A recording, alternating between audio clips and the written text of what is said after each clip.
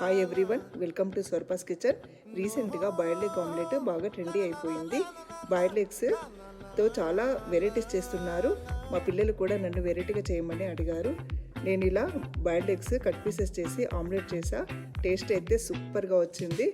చాలా బాగుంది. చాలా సింపుల్ ప్రాసెస్. డెఫినెట్గా మీరు కూడా ట్రై చేయండి.